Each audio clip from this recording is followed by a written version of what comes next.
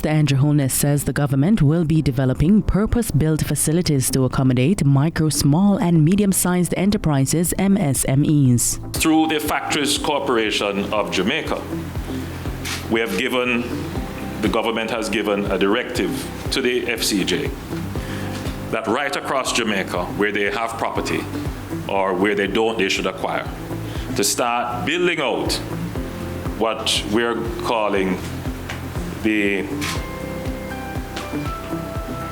turnkey community micro business parks. The first turnkey community micro business park being built by the FCJ is the Morant Bay Urban Centre in St. Thomas. Emphasizing that there are about 425,000 MSMEs across Jamaica, Mr. Holness says access to proper infrastructure is a challenge for many of them. He was speaking at the recent opening of Adam and Eve Day Spa's new location on Old Hope Road and acknowledged the owners for their investment and contribution to the economy and employment. Part of my duty and responsibility is to acknowledge and support those who have made the investment, those who continue to take the risk in the economy, those who continue to innovate, and Garth and Kamisha are wholly representative of that, and I'm here, like all of you, to celebrate them, to offer our support, and to endorse their activity. The next stop for Prime Minister Andrew Holness last week was in Goshen, St. Elizabeth. The occasion was a ceremony to hand over the titles for 106 residential service lots as part of Phase 1 of the new Friendship Oaks development by the National Housing Trust.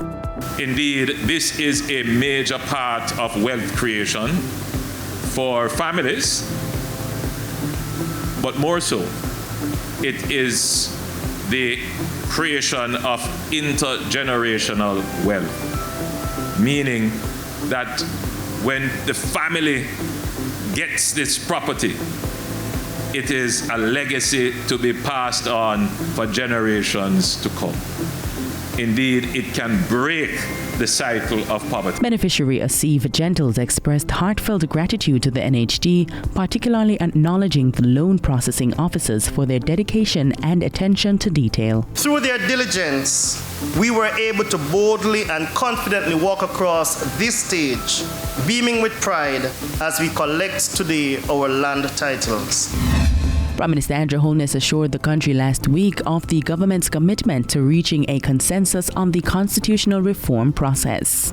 I would like to say to the Jamaican people that the efforts that the government has made is not in vain, that we will continue to pursue consensus, because the truth is that you cannot disturb the constitutional and governance architecture of the country without consensus.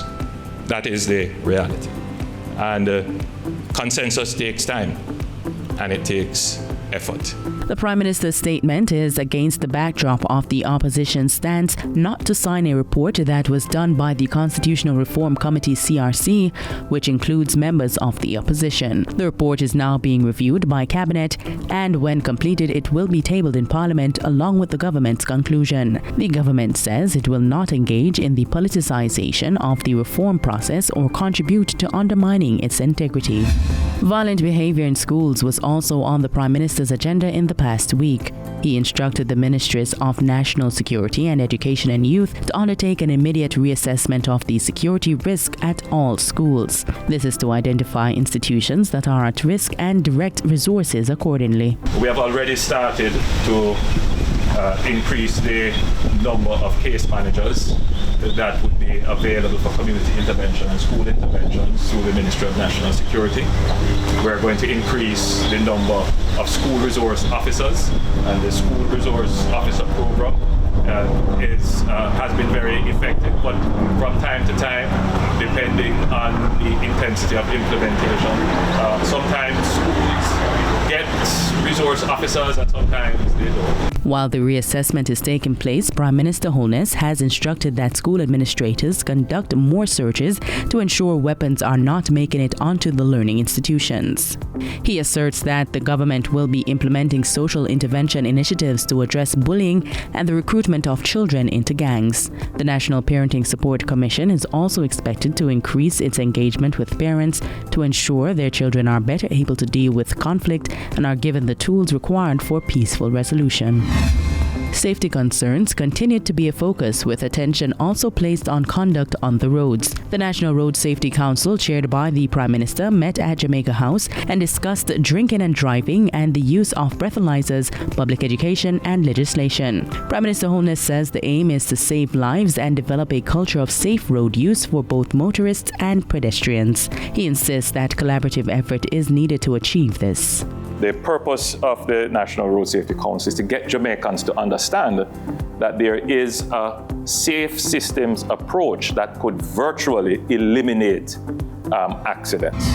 Wrapping up the week, the head of government delivered the news of expansion for the Women's Center of Jamaica Foundation branch in St. Thomas. Mr. Holness was the keynote speaker at the foundation's fundraising dinner on Saturday. He says a nursery, dormitory and other amenities will be designed and constructed by the Factories Corporation of Jamaica FCJ, which is to adopt the facility. The Prime Minister adds that a contribution of $10 million will go towards the construction of a dormitory for the center in Kingston. Because some of the adolescents, the teenagers who have gotten pregnant, their home circumstances are such that they may leave home and get a reprieve in coming to the classes, but when they go back home, it's either uncomfortable or the family situation is such that it's just not cohesive.